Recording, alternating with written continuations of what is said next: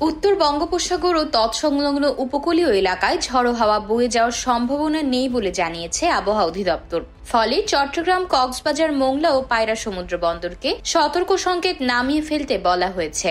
আগামী 3 দিন সারা দেশে বৃষ্টির সম্ভাবনা রয়েছে বলেও জানিয়েছে আবহাওয়া অধিদপ্তর। মঙ্গলবার সকালে আবহাওয়াবিদ খন্দকার হাফিজুর রহমান স্বাক্ষরিত বিজ্ঞপ্তিতে সামুদ্রিক সতর্ক বার্তায় এ তথ্য জানানো হয়েছে। এর আগে বঙ্গোপসাগরে সৃষ্ট গভীর নিম্নচাপের প্রভাবে বন্দরের 3 নম্বর সতর্ক সংকেত জারি করা হয়েছিল।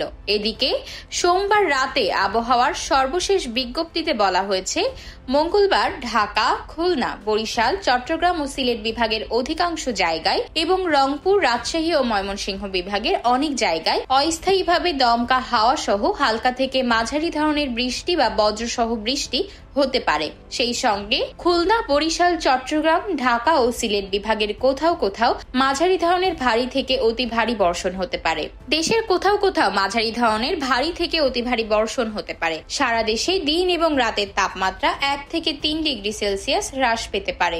বর্ধিত 5 দিনের আবহাওয়ার অবস্থায় বলা হয়, এ সময়ে শেষের দিকে বৃষ্টিপাতের প্রবণতা হ্রাস পেতে পারে।